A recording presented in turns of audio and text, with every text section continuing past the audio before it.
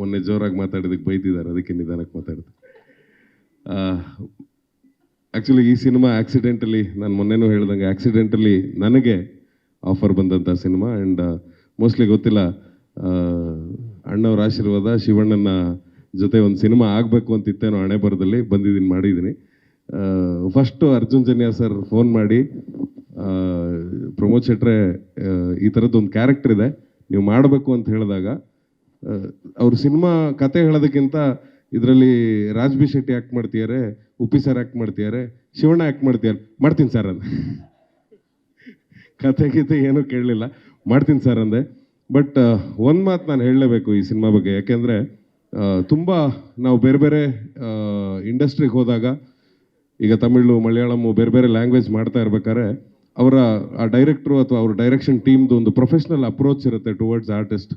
ಅವ್ರು ಏನು ಮಾಡಬೇಕು, ಏನು ಹೇಳಬೇಕು, ಎಷ್ಟೊತ್ತಿಗೆ ಬರಬೇಕು, ಎಷ್ಟೊತ್ತಿಗೆ ರೆಡಿ ಆಗಬೇಕು, ಈ ಥರದ್ದೊಂದು ಪ್ರೊಫೆಷ್ನಲಿಸಮ್ಮು ನಮ್ಮ ಇಂಡಸ್ಟ್ರಿಲಿಲ್ಲ ಅಂತ ತುಂಬ ಜನ ಮಾತಾಡ್ತಿದ್ರು. ನನಗೇನು ಅನಿಸಿರಲಿಲ್ಲ, ಅಂದರೆ ತುಂಬ ದೊಡ್ಡದಾಗಿ ಅನಿಸಿರಲಿಲ್ಲ.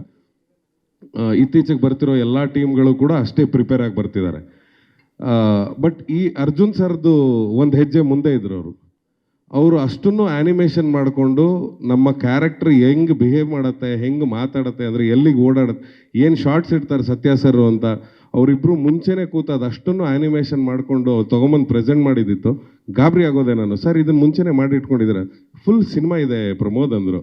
I was literally shocked. ಅಂದರೆ ಈ ಥರದ ಪ್ರೊಫೆಷ್ನಲಿಸಮನ್ನು ಇಟ್ಕೊಂಡು ಬಂದಾಗ ಸಿನಿಮಾನ ರಮೇಶ್ ಸರ್ ಖರ್ಚು ಮಾಡಿದ್ದಕ್ಕೆ ಯಾವುದೇ ಅನ್ಯಾಯ ಇಲ್ಲ ಅಂತ ಹೇಳ್ತೀನಿ. ಅದರ 10% ಸರ್, ನೀವೇನೋ 3% ಜಾಸ್ತಿ ಆಯಿತು ಅಂದರೆ ಬಡ್ಜೆಟು 100% ವಾಪಸ್ ಬರಲಿ ಸರ್.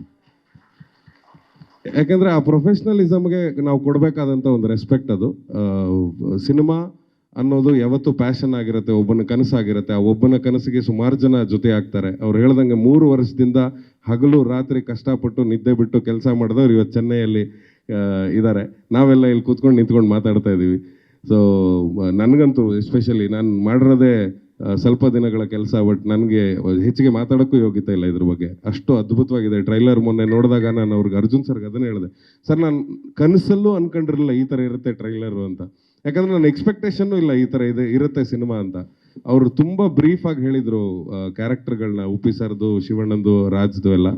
ಆ್ಯಂಡ್ ಅವ್ರಿಗೆ ಭಾಳ ಸರ್ಪ್ರೈಸ್ ಆಗಿದ್ದು. ಆ್ಯಂಡ್ ನಿಮಗೂ ಮೋಸ್ಟ್ಲಿ ಸುಮಾರಷ್ಟು ಜನರಿಗೆ ಸರ್ಪ್ರೈಸ್ ಆಗುತ್ತೆ ಅನಿಸುತ್ತೆ.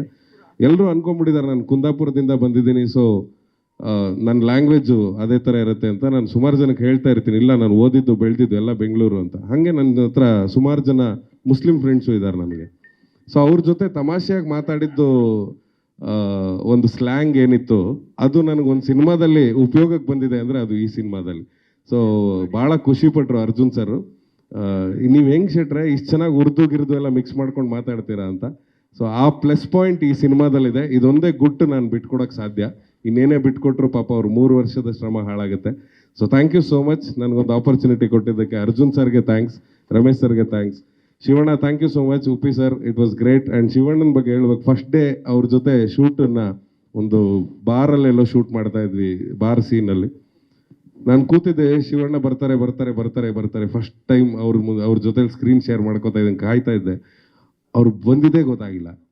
ಕುಣ್ಕೊಂಡು ಡ್ಯಾನ್ಸ್ ಮಾಡ್ಕೊಂಡು ಈ ಹುಡುಗರ ಥರ ಹಿಂಗೆ ಅನ್ಕೊಂಡ್ ಬಂದ್ಬಿಟ್ರು. ನಾನು ಶಿವಣ್ಣ ಬಂದ್ಬಿಟ್ರ ಅಂತ ಶಿಸ್ತಾಗಿ ಹಿಂಗೆ ಕೂತ್ರೆ, ಹಾಯ್ ನೀವಿದ್ರೆ ಇವತ್ತು ಅಂದರು. ಹುಷಾರಿದ್ದೀನಿ ಅಂದರೆ ಅವ್ರ ಎನರ್ಜಿ ಮೋಸ್ಟ್ಲಿ ಆ ಇಡೀ ಸಿನಿಮಾಗೆ ಸ್ಪ್ರೆಡ್ ಆಗುತ್ತೆ ಅನ್ಸುತ್ತೆ, ಅಥವಾ ಇಡೀ ಸೆಟ್ಟಿಗೆ ಸ್ಪ್ರೆಡ್ ಆಗುತ್ತೆ ಅವ್ರು ಬಂದಾಗ. ಸೊ ಆ ಥರದ್ದೊಂದು ಎನರ್ಜಿ ಇರೋ ಶಿವಣ್ಣ. ಇನ್ನೂ ಹಲವಾರು ಸಿನಿಮಾ ನಿಮ್ಮ ಜೊತೆ ಮಾಡಬೇಕು ಅಂತ ಆಸೆ ಇದೆ Shivanna. Thank you so much. And obviously ನಮ್ಮ ಬಾಸ್, ನಾವು ಯಾವಾಗಲೂ ಹೇಳ್ತಾ ಇರ್ತೀವಿ, ಅವ್ರು ಮುಂದೆ ಅವ್ರು ತೋರಿಸ್ಕೊಟ್ಟ ಹಾದಿಯಲ್ಲಿ ನಾವೆಲ್ಲರೂ ಹಿಂದ್ಗಡೆ ಬಂದಿರೋದು. ರಿಷಬ್ ಆಗಿರ್ಬೋದು, ರಕ್ಷಿತ್ ಆಗಿರ್ಬೋದು, ರಾಜ್ ಆಗಿರ್ಬೋದು, ಈಗ ನಾನಾಗಿರ್ಬೋದು, ಉಪ್ಪಿ ಸರ್ ಹಾಕ್ಕೊಟ್ರ ಹಾದಿಯಲ್ಲೇ ಬರ್ತಾ ಇರೋದು. ಅವರು ಡೈರೆಕ್ಷನಿನ ಸಿನಿಮಾಗಳು, ಅವ್ರು ಹೇಳ್ತಾ ಇದ್ದಂಥ ಡೈಲಾಗ್ಗಳನ್ನ ಕೇಳ್ಕೊಂಡು ಬಂದಂಥವ್ರು. ಸೊ ಆಬ್ವಿಯಸ್ಲಿ ಅವರು ದ್ರೋಣಾಚಾರ್ಯರು ಹಾಗೇ ಇರ್ತಾರೆ, ನಾವು ಏಕಲವ್ಯ ಹಾಗೇ ಇರ್ತೀವಿ ಸಾಯೋ ತನಕ. ಅದು ನಮ್ಮ ಜರ್ನಿ ಹಾಗೆ ಇರುತ್ತೆ. ಆ್ಯಂಡ್ ರಾಜ್, ಈಗ ನಿನ್ನ ಬಗ್ಗೆ ಮಾತಾಡಲೇಬೇಕು. ಮೊನ್ನೆ ಮಾತಾಡಲಿಲ್ಲ ನಾನು, ಅಂದರೆ ನನ್ನ ಫ್ರೆಂಡ್ ಅಲ್ಲ, ಜಾಸ್ತಿ ಯಾಕೆ ಮಾತಾಡೋದು ಅಂತ. ಆಮೇಲೆ ಮಾಧ್ಯಮದಲ್ಲಿ ನೋಡಿದ್ಮೇಲೆ ಗೊತ್ತಾಯಿತು, ಈ ಸಿಕ್ಕಾಪಟ್ಟೆ ಬಿರ್ಕಾಕ್ಬಿಟ್ಟಿದೆಯಲ್ಲ ಇದು ಅಂತ. ಇಷ್ಟೊಂದು ಬಿರ್ಕು ಯಾವಾಗ ಬಂತು ಅಂತ ಸುಮಾರು ಜನ ಫೋನ್ ಮಾಡಿ ಕೇಳಿದ್ರು. ಹೌದಾ ಅಂತ. ಹೌದು, ಏನೀಗ ಅಂದೆ ನಾನು. ಅಂದರೆ ಯಾಕೆ ನಿಮ್ಗೆ ಯಾಕೆ ಬಿಟ್ಟಾಕಿ ಅಂತ. ನಾವು ಆರಾಮಾಗೇ ಇದ್ದೀವಿ, ನೀವು ಯಾಕೆ ಜಗಳ ಮಾಡ್ಕೋತಾ ಇದ್ದೀರಾ ಅಂತ. ಸೊ ರಾಜ್ ಆ್ಯಸ್ ಯೂಶುವಲ್ ಅವನು ಬೇರೆ ಬೇರೆ ಭಾಷೆಗಳಲ್ಲಿ ಅವನ ಸಿನಿಮಾಗಳು ಬರ್ತಾ ಇದ್ದಾಗಲೇ ಎಲ್ರಿಗೂ ಗೊತ್ತಾಗುತ್ತೆ ಅಂದರೆ ಅವನು ಎಷ್ಟು ಅದ್ಭುತ ನಟ. ನನಗೆ ಉತ್ಪ್ರೇಕ್ಷೆ ಆಗುತ್ತೆ. ನನಗೆ ಅವನ ನಟನೆಗಿಂತ ಒಂದು ಮಾರ್ಕ್ ಜಾಸ್ತಿ ನಾನು ಅವನ ಬರವಣಿಗೆ ಕೊಡ್ತೀನಿ. ನಾನು ಅವ್ನ biggest fan for is writing. ತುಂಬ ಅದ್ಭುತವಾಗಿ ಬರೀತಾರೆ. ಆ್ಯಂಡ್ ನಮ್ಮ ಥರ ಗಂಟೆಗಟ್ಟಲೆ ತೊಗೊಂಡು ಬರೆಯಲ್ಲ. ಒಂದು ಪೆನ್ನು ಪೇಪರು ತೊಗೊಂಡು, ಶಿವಣ್ಣ ನೀವು ಒಂದ್ಸರಿ ನೋಡ್ಬೇಕು ಅವ್ರು ಬರೆಯೋದನ್ನು. ಒಂದು ಪೆನ್ನು ಪೇಪರ್ ತೊಗೊಂಡು ಒಂದು ರೂಮಲ್ಲಿ ಮೂಲೆಯಲ್ಲಿ ಹಿಂಗೆ ನೆಲದ ಮೇಲೆ ಕೂತ್ಕೊಂಡು ಗೀಚ್ಬಿಡ್ತಾನೆ, ಒಂದು ಇಡೀ ಸಿನಿಮಾ ಕತೆ ಗೀಚ್ಬಿಡ್ತಾನೆ ಅಯ್ಯಪ್ಪ. ಸೊ ಆ ಥರದ್ದೊಂದು ಟ್ಯಾಲೆಂಟ್ ಅವರು. ಸೊ ಆಲ್ ದಿ ಬೆಸ್ಟ್ ಶೆಟ್ರೆ. ಇನ್ನೂ ಹಲವಾರು ಸಿನಿಮಾಗಳು ಆಗಲಿ, ಇದೇ ಥರ 100 ಕೋಟಿ 200 ಕೋಟಿ ಕಲೆಕ್ಷನ್ ಮಾಡೋಷ್ಟು, 200,000 ಆಗಲಿ, ಅದಕ್ಕೆ ಇನ್ನೊಂದು 0 ಸೇರಿಸ್ಬೋಣ, 2,000 ಕೋಟಿ ಕಲೆಕ್ಷನ್ ಆಗೋಷ್ಟು ಆಗಲಿ. ಸೊ ಇನ್ನೂ ಹಲವಾರು ಸಿನಿಮಾ ನಿಮ್ಮ ಪ್ರೊಡಕ್ಷನಿಂದ ಬರುತ್ತೆ ಅನ್ನೋ ಆಸೆಯಿಂದ ಹೇಳ್ತಾ ಇದ್ದೀನಿ. ರೀಸೆಂಟಾಗಿ ಸೂ ಫ್ರಮ್ ಸೋ ಅವ್ರದ್ದು ಗೆಲ್ತು. ಸೊ ಅದ್ರ ಹಿಂದೆನೇ ಇನ್ನೊಂದು 4-5 ಸಿನಿಮಾ ಅವ್ರದ್ದು ರೆಡಿ ಆಗ್ತಾ ಇದೆ. ಅಂದರೆ ಅವರ ತಂಡಕ್ಕೆ ಹೊಸ ಹುಡುಗರಿಗೆ ಮಾಡ್ತಾ ಇರುವಂಥ ಸಿನಿಮಾಗಳು. ಸೊ ಹೊಗಳಿದ್ದೀನಿ ಮಗ, ಇನ್ಯಾವ ಬಿರುಕು ಇಲ್ಲ. Thank you so much, thank you.